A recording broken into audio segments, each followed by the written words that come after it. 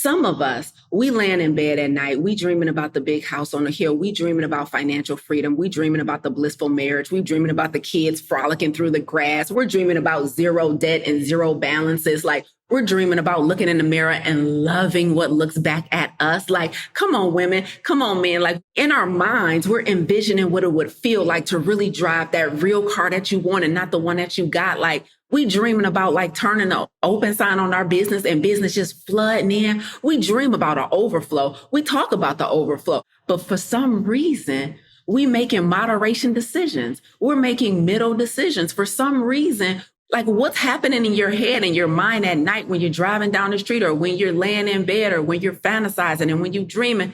But then when it's time to make a decision, your decisions are not matching your desires. Optimal health is not a privilege, it's a right. However, unfortunately, the overwhelming majority of health challenges today can be attributed to lifestyle. This includes our physical activity, the quality of our relationships, stress, purpose and fulfillment, and of course, our diet. But what if there was an alternative? What if we could prevent and combat these health challenges with lifestyle changes before pills and procedures? You are listening to the Plant Protocol podcast with yours truly, plant-based health and business coach, and now the forever voice in your head, Lisa A. Smith. It's time to come get this health.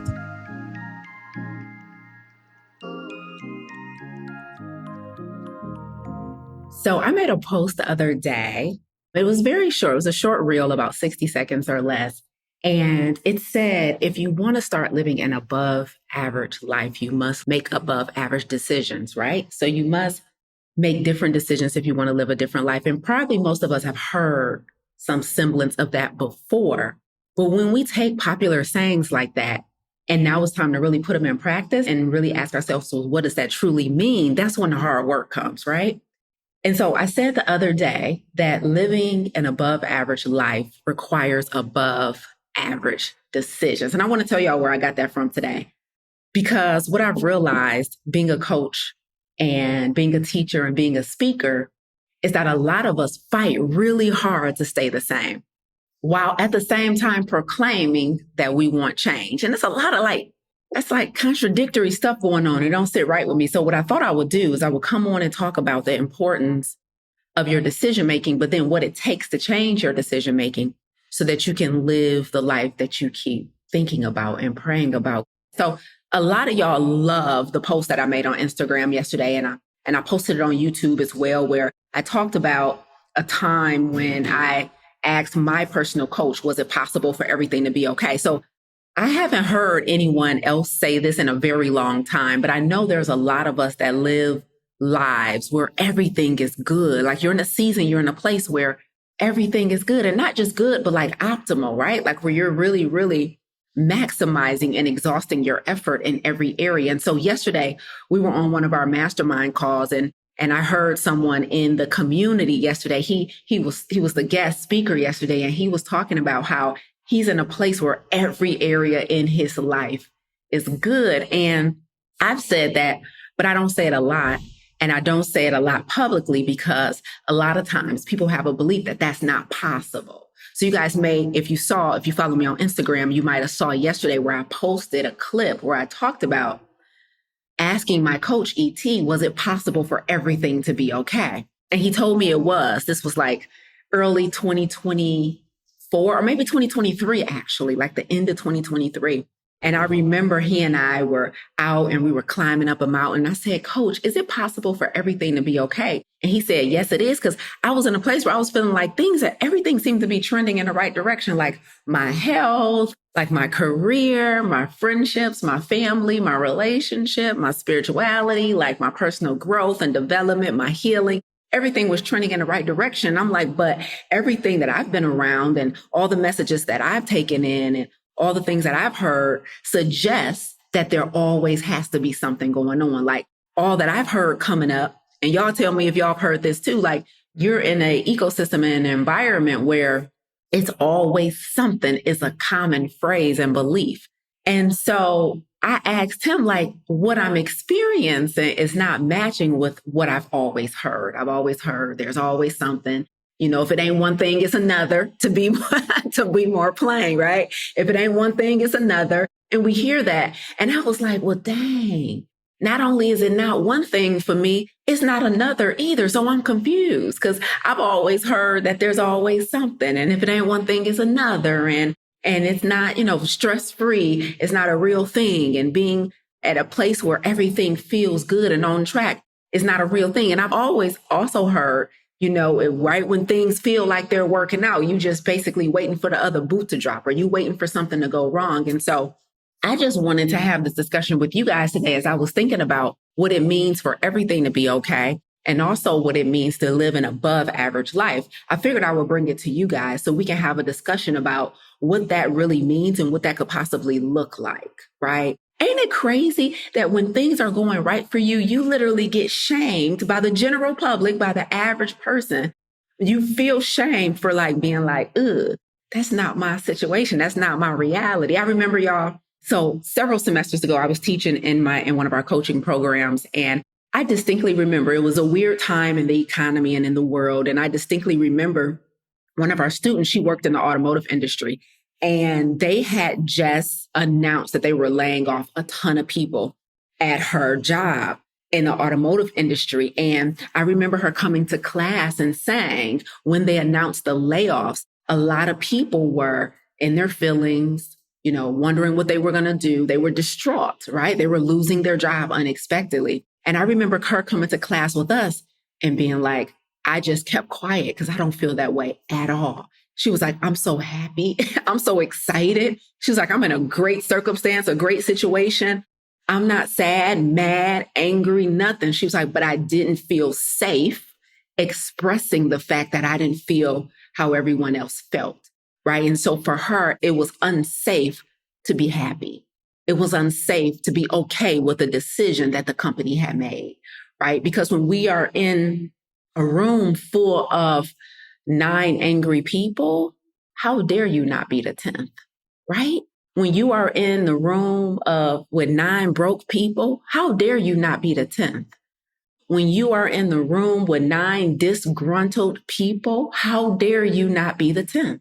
And so what we have to do is we have to learn how to be in a place where it's safe. Like, how can we curate our life to be like, it's okay for everything to be okay? Like, I get that y'all not happy with this. I get that you think it's normal to be overweight at your age. I get that you believe it's okay for your body and your mind to deteriorate. But not only do I not believe that, I act like I don't believe that. Not only do I not believe that you have to stay in a safe, secure job. Not only do I not believe that life is supposed to go in this order and that you got to go to school and get the degree and then work for somebody and then retire. Like, when you don't believe the things that the average person believes and when you don't do the things that the average person does, sometimes if you're not intentional about how you curate your life, it can feel really dangerous. Now, you guys tell me if you can relate to that. Have you ever been in a place where you don't necessarily hold the same feelings, beliefs, point of view, perspective, and sentiment as the people you're around or the environment you're in, but it didn't necessarily feel safe to be okay and to be who you were and to feel how you felt? I had another student in my mastermind, y'all, last year. This is how unsafe it was for her. She admitted, like, she had a hard time, but she finally admitted to us in the mastermind. She's like, Lisa, I'm a liar. And I'm like, what? And she's like, I lie to my friends and family all the time. And I'm like, what? She's like, they ask me about stuff or what I'm doing or where I'm going, or most common, I'll get something new and they'll ask me how much I paid for it. And she was like, and I just lie. I lie because I feel bad for having the financial comfort that I have. And I feel bad for, I buy the finer things. She's like, but I just got a new bike and I lied to my friend about how much it costs. And I want to travel and go live in another country. She was like, but I feel a certain way. It wasn't safe for everything to be okay for her. So let's get into really quickly. I got a short message for y'all today, and I want to make sure you guys understand what's required to live an above average life and what's required to sustain that life. So there's one major thing that I did to improve the quality of my life. Now, here's what we know. We know that the average person, now we're talking about average, guys. We're just talking about averages here. But we know that the average person, especially in the United States, is overweight. We know that the average person is working a job that they don't necessarily care for, that they're not happy with, or they're unfulfilled. We know that the average person doesn't have enough in savings. If they had an unexpected emergency or needed a car repair, they wouldn't have it. Like, we know that the average person is in a relationship or is in a circumstance in their life where they feel stuck, they feel overwhelmed. We know the average person carries a lot of stress. And we know that more than even the middle of our society is on at least one prescription drug. And we know the stats. Like, this is not, me making up data, right? The stats shows this, like how many Americans are overwhelmed or dislike, their work, their 9 to 5, how many people are on prescription drugs, how many people have enough money in savings or in a rainy day fund for an emergency. So we know, based on just the data alone, we don't even have to make up anything. This is not anecdotal, that the average person is living, just riding the line of just like being right in the middle, right? And so I remember several years ago, I was at a conference and my coach was on stage speaking. And he said something that changed my whole perspective in life and how I was going to live my life. Now, up until this point, I was used to making pretty out of the norm decisions. Like, up until this point, I was used to doing things that were not the norm. Like, before this particular conference, I had already quit my 9 to 5 and moved to another country with unpaid gig, not knowing how I was going to make money. Before this conference, I had already lost over 60 plus pounds. And before this conference, I was already plant-based. So I had already done some things that were out of the ordinary for Black girls from Detroit. Like, usually we go to school, we do really good in school. Then we go on to higher education. We do really good there. Then we go get advanced degrees, and then we go find a job, and we start climbing the corporate ladder, and we get married, and we have children, and then we coast into retirement. That's what the average women from my background, young Black girl in Detroit, did. So before this conference, where I heard my coach say something pivotal on stage, I had already done some things that were out of the norm, out of the ordinary for a young Black girl from Detroit. I had already quit my 9 to 5. I had already cashed in my 401k and took a chance on my whole life, right? I had already lost 60 plus pounds and kept it off, because the average Black girl from Detroit is overweight. I had already decided that I was going to become vegan, and the average Black girl from Detroit ain't vegan, nowhere close to it. Like, I wasn't a young preppy girl from SoCal, okay? And I was a young Black girl from the west side of Detroit. Like, we wasn't vegan. We ate Coney dogs. We ate Coney Island, right? And so I had already done some things that were out of the ordinary for my demographic. However, here's what took it to the next level. I was at this conference, y'all, in Mexico, and my coach was on stage, and he said something, and he was talking about the difference between the lower class, the middle class, and the upper class of our society. And he was saying that, the lower class, they're happy where they are. They're not interested necessarily in getting more or striving for more, and they're okay with that. He's like, they wait on their assistance and their checks and their things from the government, and they're okay with staying, in not the safest neighborhoods and not going to the safest schools. And the lower class, like, they're okay where they are, and that's good, and they're not complaining. And then he said in the upper class, right, the upper class, they're like taking chances, they're spending money, they're taking risks, right? They're going after the finer things in life. They're moving and grooving and not necessarily, questioning how much everything costs, and they're willing to start businesses, and they're willing to fail, and and so that's the upper class. He was like, but the middle class, he said, the middle class, they're the most dangerous group of all, because they work really hard for what they have. They work extremely hard. We work extremely hard to get the degrees. We work extremely hard to get the good job. For me, it was a good government job with the state of Michigan. I was a foster care worker. So we work really hard to get the degrees. We work really hard to get the good, safe job with benefits and healthcare and a retirement plan. And he said, in the middle class, and we do all that, and we take out loans to buy homes, because buying a home is like a rite of passage. It means you're doing something right in life and you're on the right track. And so you buy a home in the middle class, and then you have a couple babies, and you work really hard to put them through school, and you work really hard, and you get married, and you snuggle in, and you settle into where you are. And he said the middle class is the most dangerous group, because they work so hard for what they have that they're not willing to give it up to get more and to go farther. And I never forget him saying that, because it was in that moment that I made a definitive decision about my life, which was I am going to work my ass off not to be in the middle in anything that I do. Now, this is not a bash on the middle class, because some people work hard to get right there and that's where they want to be. Here's the problem. There's several of us who are in the middle in our life, i.e. average, right?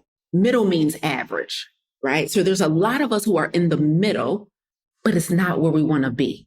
Like, Lisa, I worked hard for these degrees. I worked hard. We collect all this debt. I got debt that proves I got education. I got debt for this home. I got debt for these cars. We got our little nice little car, little Infinity, our little Mercedes. Like, we work hard for the middle.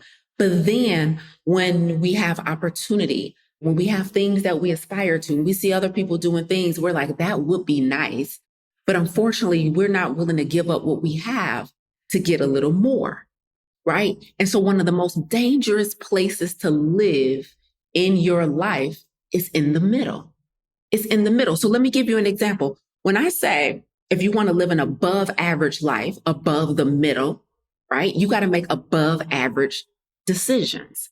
And so let me give you a few examples of what this looks like and what this means, y'all. So I started my career in coaching as a health coach, and we've helped thousands of people lose weight, get off of medications, adopt a plant-based lifestyle, eradicate a limiting beliefs, live a life of purpose, live a life of radical obedience. And so suffice it to say, I've had a front row seat to human behavior and human decision-making, right? And one of the most common things people say, for example, when it comes to their health and when it comes to their diet, no matter how ill they are, no matter how overweight they are, no matter how medicated they are, no matter how stressed out they are, one of the most common things people say is everything in moderation, right? Now, most of y'all know how much I hate this concept of moderation. But what I need you to understand is that moderation is a middle decision. Moderation is a middle decision. It means that I'm not willing to eat the worst, and I'm willing to give up some of that junk. But I'm also not willing to eat the best and give up all the junk. I just want to be in the middle. This is part of the reason why I hate moderation, because people are choosing the middle. Now, here's the issue. I told y'all I'm from Detroit.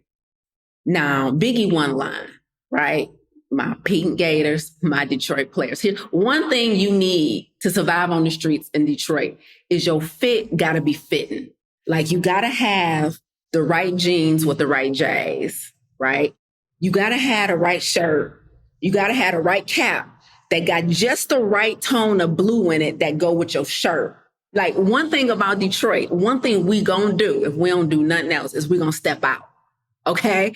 Like, the Gators, like, don't get the wrong shade of pink.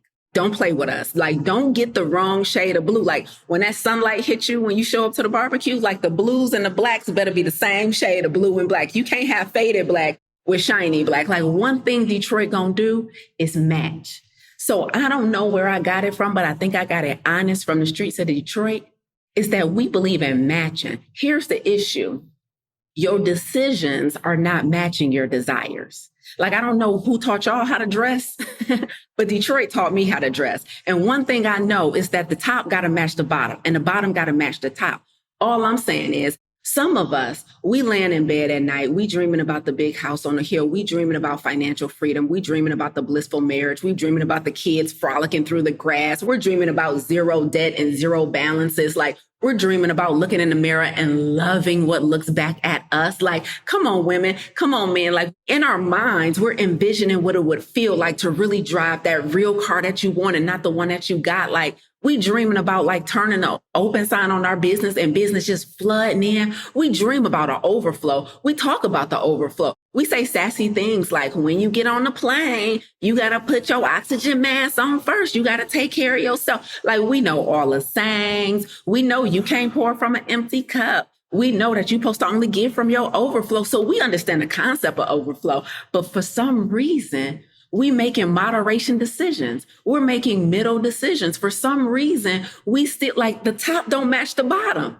Like, what's happening in your head and your mind at night when you're driving down the street or when you're laying in bed or when you're fantasizing and when you're dreaming?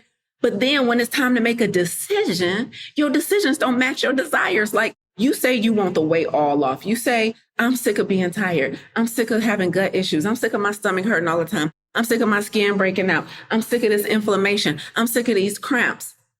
And then when Bay asks you what you want for dinner, you want the worst thing. Well, get me the hot pepper wings, all flats with the extra sauce. Don't play with it with the Kool-Aid. Your decisions don't match your desires. You mismatch like a bug. So let me get this correct. You want the above average body. You want the above average bank account. You want the above average marriage. You want the above average lifestyle. You want the above average spirituality and faith. You want the above average business, but you only willing to make average decisions.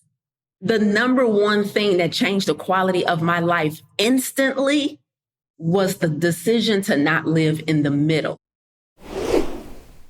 Over the past decade, I've worked really hard to establish a personal brand that has been built organically off of my persona, personal values, preferences, and mastery. One of the things I know to be true about building a personal brand is that it would not have been possible or as successful had I not started with my personal health. For me, that meant physically losing weight and gaining body confidence, developing self-awareness, and most importantly, healing emotionally from things that I needed to work through before I could show up authentically in my business and be in service to others. If you know that you need to do the work to significantly improve your physical, mental, or emotional health so that you can establish or grow your personal brand, you need to be in the Next Plant Protocol 30-Day Vegan, Salt, Oil, and Sugar-Free Challenge. This is my way of helping you to do exactly what I've personally done. Gain professional success by starting with personal success. Many times when we're on a mission to help others, we get consumed by what we need to learn or the credentials we believe we need before we're qualified and ready to serve. However, what we really need is to start with ourselves. We need to start with self-mastery. We actually need to get the weight off and eliminate things like chronic fatigue. We need to start feeding our bodies and our brain properly and lift things like brain fog so that we can clearly be creative and have recall. We need the ability to concentrate so that we can produce excellent intellectual property. If you want to do things like write a book, or create some other form of intellectual property. Maybe you want to become a well-known and highly sought-after speaker. If you're interested in having a coaching program that actually transforms lives, then you are required to be the best version of yourself first. You can't show up as a mediocre version of yourself trying to help others become the best version of themselves. So if I'm talking to you, and your personal brand needs some work, I invite you to register for the Next Plant Protocol 30-Day Vegan, Salt, Oil, and Sugar-Free Challenge, the Personal Brand Edition. The challenge runs from July 1st to July 30th. However, prep classes will be held in the month of April, May, and June leading up to the challenge. Past challengers have experienced things like significant weight loss, complete reversal or remission of conditions like type 2 diabetes and hypertension, getting over food addictions, mental and emotional clarity. We've even had people who have actually launched their businesses directly from the information they've received and the experience they had during the challenge.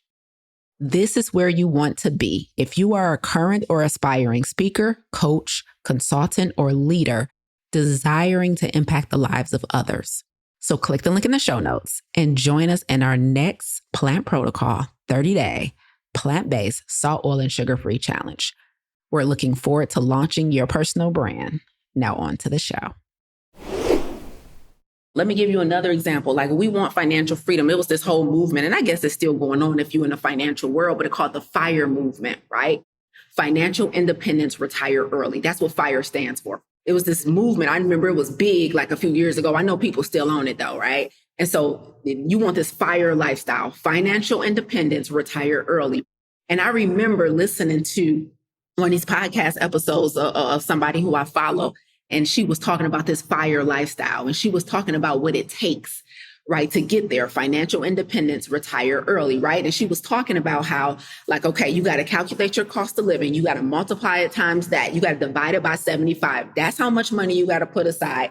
This is how much you got to do. These are the decisions you need to make financially to have a FIRE lifestyle, financial independence, retire early. And I remember sitting down with a piece of paper and doing a math. Okay, boom. Then I remember listening to somebody else talk about there's 3 ways to have financial freedom in the world. They said, number 1, you got to buy real estate. They said, number 2, you got to invest in the stock market. They said, number 3, you got to have a business. I was like, all right, boom, I'm going to do all 3. And at the time, I only had 2. I had bought a house and I was investing in the stock market. No, and I had my business, right?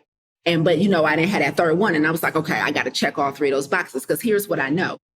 When you just are in the middle, you are just willing to save all the other financial rhetoric that tells you how to manage your money and how to put money aside and tell you how to prepare for retirement, tells you 10%, pay yourself 10%, pay yourself 10%, pay yourself 10%. But if you want a FIRE lifestyle, if you want above average living, if you want financial freedom, 10% just won't do. That's a middle decision. Everybody in the middle pays themselves the bare minimum. Everybody in the middle still eats in moderation. And that's why everybody in the middle is on at least one medication, at least 10 pounds overweight. It's not that they're not doing nothing. They're just not doing the most. And if you want an above average life, you got to do more. You got to make above average decisions. I'm telling y'all right now, this changed my life, because I started looking around for examples of this. Like, to the smallest thing, I'll be driving down the expressway, y'all, and I'm like, dang. You got the slow lane to the right. You got the fast lane all the way to the left.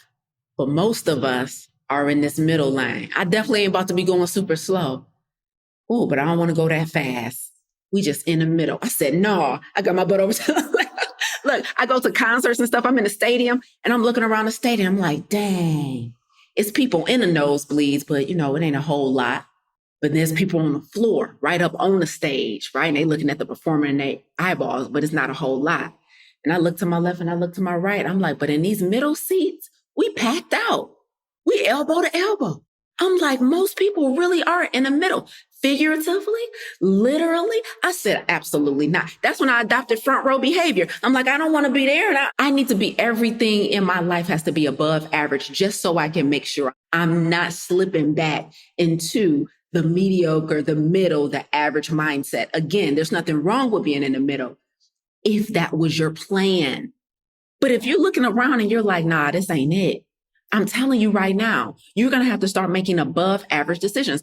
Moderation won't do. You can't have some piece of stuff. You can't have just one glass of alcohol. You can't have a sweet every now and then. You got to practice abstinence. If you want above average health, you got to make above average decisions. You can't want the most optimal body and mind and health status, but you making mediocre middle decisions. It don't go together. So let me leave y'all with this. Let me tell y'all this, because I was thinking real hard about this. I was talking to somebody this morning and she called me, and unfortunately she's battling cancer.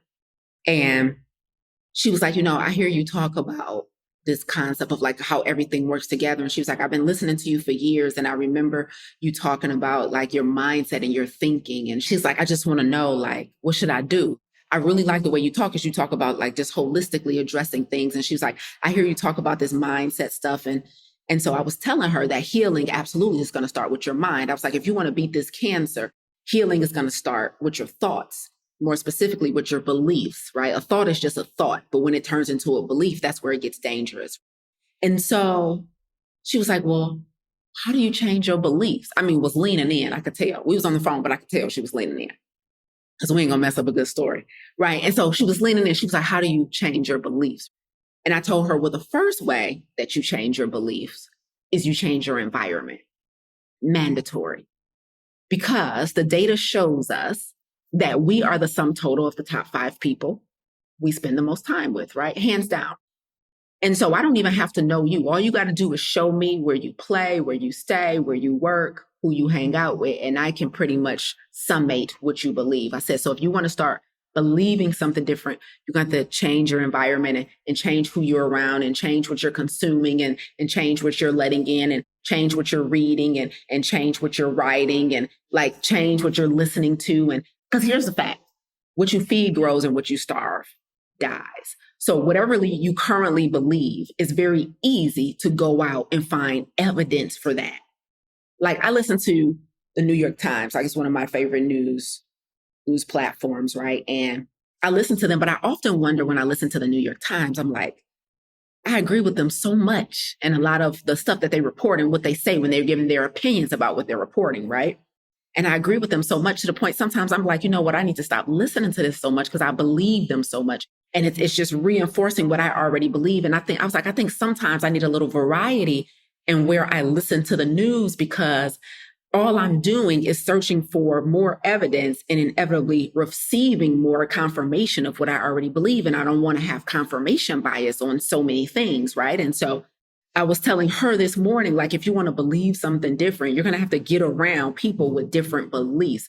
You're going to have to get into a system and an ecosystem in which they are currently believing that which you want to adopt. So I said, step number one is environment, hands down. Step number one is environment, right? And then, I told her, you're also going to have to start writing, saying, reciting. You're going to have to flood your subconscious mind with the new belief that you want to take in, right? Until it becomes the norm and the things that you used to believe sound and feel foreign to you. I'm like, if you're going to believe in healing, you're going to have to really believe in healing. And your subconscious, like, it doesn't know the difference between a truth and a lie. It just believes whatever you tell it. But as soon as you tell it something, it begins to execute to make it happen, to make it come to fruition. So I told her healing starts with your beliefs.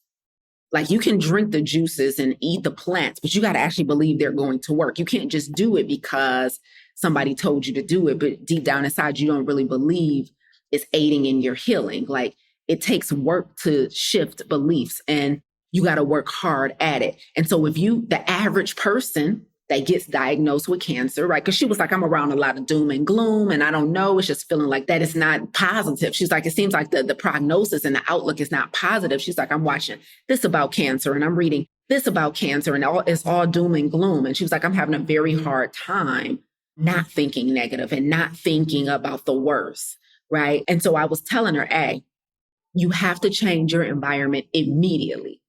Like, immediately. So I told her the name of one of the books that I'm currently reading, The Power of the Subconscious Mind. And I told her that's where it needs to start, because it is very dangerous to try and enter or jumpstart a healing journey with beliefs that don't align with what you want. You want to live. Not only do you want to live cancer-free. And you want to live cancer-free without any complications from treatment. And so again, you got to match. Your decisions have to match your desires. They have to match, right? And so I want to end with telling you guys that I'm telling you right now, the middle is one of the most dangerous places to live, be, and play if that's not where you want to live, be, and play. The average person makes average decisions that are safe. The average person just fights really hard for what they have, but then they fight really hard to keep it, even though it's no longer what they want.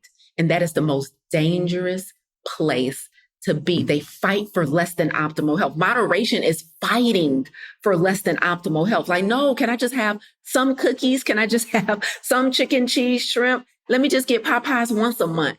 Moderation is literally fighting to stay unwell. Right? Like, we work out Monday through Friday just because we're told to. Like, we don't work out on the weekends because we're like, let me just do the average. I was in the gym this weekend, y'all. I worked out Saturday and Sunday. And I remember I was in the gym and it was empty the whole time I was in there. The entire time. Nobody else came in. Like, on Mondays when we was in the gym this morning, it was other people in there. Like, on Tuesday, it's going to be people in there tomorrow. But Saturday and Sunday, the last 2 days, it was empty. I was in there. I'm whistling, it's echoing. Tumbleweeds rolling through the kettlebell. I'm like, dang, y'all really just making average Monday through Friday decisions. The average person, like, no, we take weekends off. We take rest days. Does your health dictate that you can afford one, though? I'm just saying, does your decisions match your desires?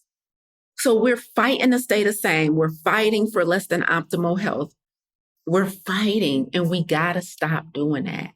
If you want an above average life, you have to make above average, i.e. above the middle decisions. The average person is just going to contribute the bare minimum to their 401k. The average person is only going to save 10% when their desires dictate that they need to save 20 or more. The average person is going to do just enough to say they're doing something, but not enough to get what they really want. And then we're going to look up and we're going to complain about it. So the one decision that I made that changed the quality of my life instantly, because it changed every decision I make there forward, was that I made a decision not to be in the middle. Not because the middle is a bad place to be, but because the middle is undesirable for me. So remember, what you feed grows, what you starve dies. You have to flood your subconscious with something different.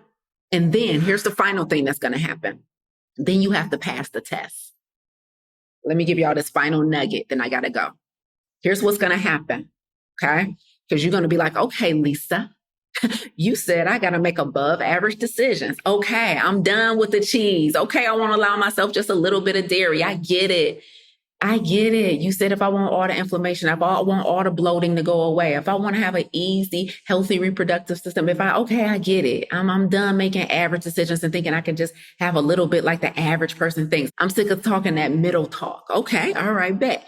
So then you're going to make the adjustment and you're going to start making bigger above average decisions. And then you're going to start changing your environment, your ecosystem, and be surrounded with people where what you want is the norm. So I'm in a community full of entrepreneurs. So it's not crazy for me to be an entrepreneur and take an entrepreneurial risk. But when I go home to other friend circles that I have where everybody works a 9 to 5, my conversation and things I'm telling them I'm doing, they like, whoa, that's risky. Then I come back and tell my entrepreneurial community and they like, whoa, that's it, right? And so it's just a different ecosystem. And so you got to surround yourself with people who you have, for whom can serve as your possibility models, right?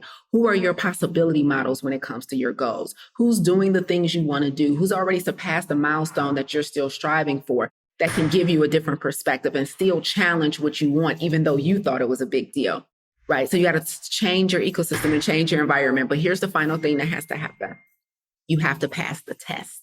Okay, so here's what's going to happen. I'm going to warn you right now. As soon as you make a decision to live an above average life, and so as soon as you start making above average decisions, and as soon as you change your ecosystem and invest to be in different spaces and different places where they're making above average decisions, and as soon as you start normalizing not living in the middle, you're going to get tested. The test is going to come, and your job is to pass the test. That's your only job, is to pass the test. So the young lady that I was talking to this morning who had cancer, she said something, and I'm gonna leave you with what I told her, okay? She said, how am I supposed to change my beliefs if, I'm surrounded by people who think differently? She said, for example, I need help with like getting to and from my appointments. And she was like, in the one person, the friend that I have that takes me to and from my appointments, she said she's an atheist, right? And she said, I'm not surrounded by people who think like this. I'm not surrounded. I'm like, oh, that's okay. That's your test. I said, see, it's easy to be in a room full of people who believe like you believe. It's easy to be in a room full of people who believe that you can change your lifestyle and beat this cancer. It's easy to be in a room full of 9 people who believe that and you be the 10th because that's what you want. So it's going to be easy to believe it. I was like, but your test is being able to be in a room full of atheists and still believe what you believe. I'm like, your test is going to be being in a treatment center with people who didn't beat it and you still believing. Like, your test is when you get placed in an environment where you think you've done all the work to change your perspectives and your beliefs. And then you're going to get put in the environment where to see if you're going to flinch, if you're going to budge, right? So you got to pass the test. It's not saying that once I do all these things, I'm just going to forever not have any challenges or any ripples on my journey. It is, am I willing to do the work to pass the test? So that's what I need you guys to understand. And that's what I need you guys to adhere to. Okay. So that's The Power of the Subconscious Mind. It's such a good book. So you have to pass the test. Trust me when I tell you, you're going to do all this work. You're going to make above average decisions. You're going to start really moving in spaces that align with where you want to go. You're going to make sure the top matches the bottom. So you're going to make sure your decisions matches your desires. And if you don't want to change your decisions, just change your desires. The equation works in the opposite direction. So you're like, no, I want to eat cheese sometimes. I want to eat sugar sometimes. I want to splurge and spend frivolously sometimes. I don't want to account for every dollar sometimes, Lisa. I don't want to have to think that hard and do that much. That's okay. Just change your desires. It's okay. Ain't nobody begging you to. Just change your desires. It's all good. Just retire at the regular age. You ain't got to retire early. That's just the rest of our goals. You know what I'm saying? Just change your desires. An easy fix. So don't come yelling at me about why you should still be able to have cookies and burgers. Just change your desires. It's okay. It's just going to come with a little fluff around the middle. As long as you okay with it, we are too. Okay? Shots fired. Okay? So that's it. And then you got to pass the test. Soon as you make that big effort and that big leap towards what you really want, you're going to be tested to see how much you want it. Right? And so that's going to be important to note as well. So until next week, y'all. Bye, y'all. You tuned in today because, like me, you refuse to let your good become the enemy of your great. You're not settling for good health when optimal is well within reach.